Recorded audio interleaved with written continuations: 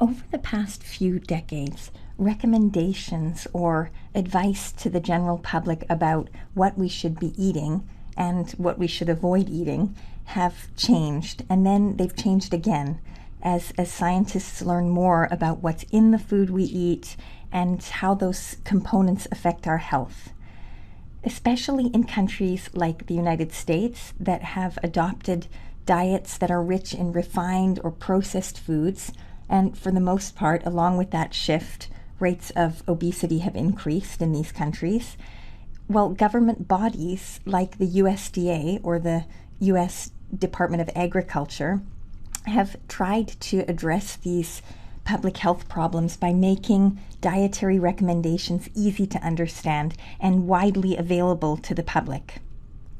So in 1992, and without giving away my age, this is the one that I remember learning about in my first university courses on nutrition. But in 1992, the USDA released the original food pyramid. It was a simple way of showing people approximately how much of each of the major food groups they should be eating relative to the other food groups. So breads and cereals in those days were considered to be sort of the foundation of our diets. In many parts of the world, they still are. But because in the US we've kind of gone a bit overboard on our consumption of carbohydrates, especially heavily processed carbohydrates, our recommendations have changed over the years, and you'll see how. But basically, this was considered the foundation, and that's why this constituted the biggest part of the pyramid in 1992.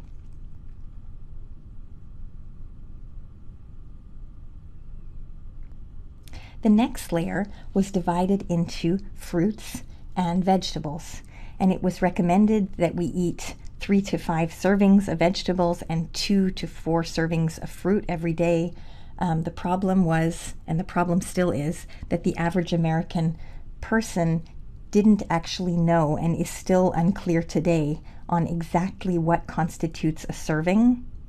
So on this side we had our fruits, and here were our veggies, and we had 3 to 5 veggie servings and 2 to 4 fruit servings. Then above that we saw in decreasing quantities, on one side protein foods like meats and legumes and eggs, beans and alternate sources of proteins. And then on the other side of that, we saw dairy products.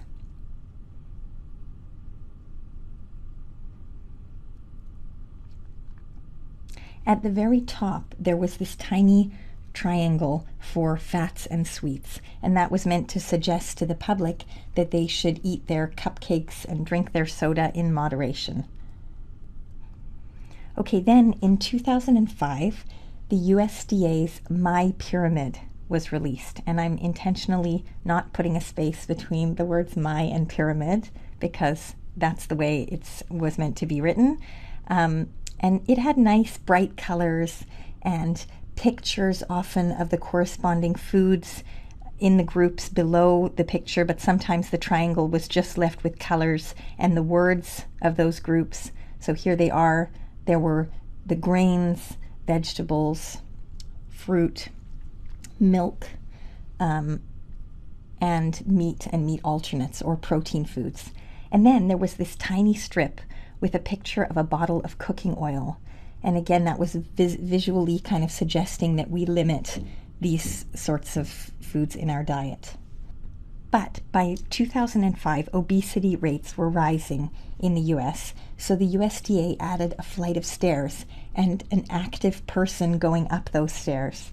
This was supposed to remind us that even small additions of physical activity, like taking the stairs, for example, could add up to health benefits. Now, unfortunately, in reality, when overall caloric intake is far too high because of too many processed foods that contain much too much fat and sugar, then it's difficult to completely counteract that with physical activity alone. But it was a good way to introduce the idea that physical activity was an important part of living a healthy life, and that if one balanced that with a moderate consumption of food, that in the end you would end up with a healthy balance. Then enter First Lady Michelle Obama, who made it a national priority to address childhood obesity, thank goodness. And in 2011, we got the USDA's My Plate. It was a simple visual representation of a single meal, which was nice in many ways because it suggested that we actually sit down again and eat off of plates instead of consuming our meals at the bus stop or somewhere else on the run.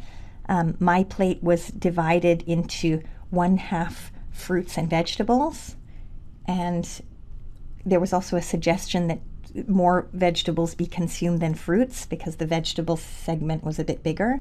And then on the other side of the 2011 My Plate, we see grains, which is nice because it suggests whole grains rather than simple carbohydrates or simple sugars, and also protein at the bottom.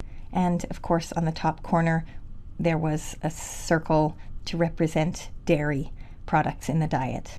Now, the reason that this representation has been praised is that, firstly, it's more accepting of diverse food cultures and cuisines instead of drawing a ham or a loaf of bread, which might suggest that these are the foods you should be eating to fulfill your daily protein and grain allocation. This representation doesn't prescribe which foods, it just suggests the types of foods.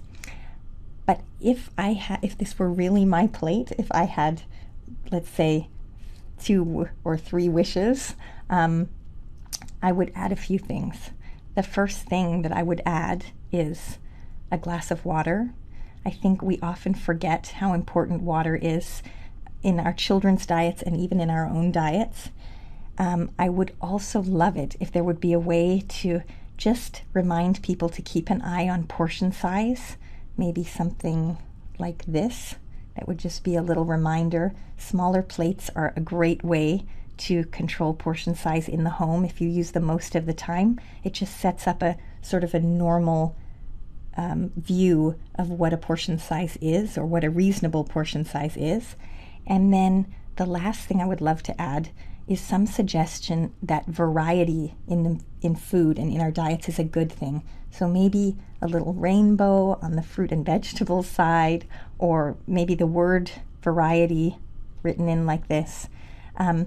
Variety is so important because it helps us to avoid any potential toxins in the food that we eat because we're not consuming a lot of a single type of food, and also it maximizes the spectrum of micronutrients or vitamins and minerals that we're getting in our foods because we're eating a lot of different types of fruits and vegetables.